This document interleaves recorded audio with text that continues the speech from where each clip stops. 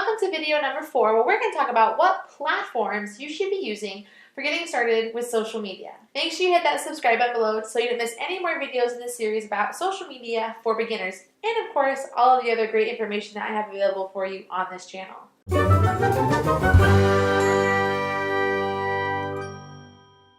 So, what platform should you use to get started with your social media journey? Well, there are a lot of different options for you, but the first and foremost, the number one place that you're going to want to be more than anywhere else is Facebook.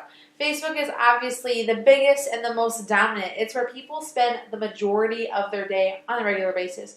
There's not a single person, I bet, that you wouldn't get behind at Starbucks who was on their phone scrolling through Facebook. Facebook currently has over 2 billion users, so it's on the rise. It's not going anywhere, and it's the best and easiest place, honestly, for you to start. You actually probably are already on Facebook with your personal profile, so it just makes sense for you to create a Facebook page and start from there. So what about the other platforms that are available to you? Well, Instagram would be the second choice I would encourage you to get started with. It's a very visual place, and that's going to be where you're going to want to spend a lot of time really thinking about what does your business look like? How can you capture your business in a square for the phone that's really only going to last for about 24 to 72 hours? A lot of people get really overwhelmed about Instagram because it's so visual. It's not so much about the message, and I can understand that frustration as well. So make sure you tune in for a later video where I'm going to talk specifically about Instagram and the other platforms I'm going to talk about in this video. What about Twitter? Is that even still a thing? Of course it's still a thing. There are over 300 million active users on Twitter. It's just a different sort of conversation and a much faster pace with a lot more limitations. In 2012, Twitter actually opened up from 140 characters to 280 characters so that people could share more and do more in their limited texting space. So Twitter is definitely a place to consider if you're willing to give it the time it needs.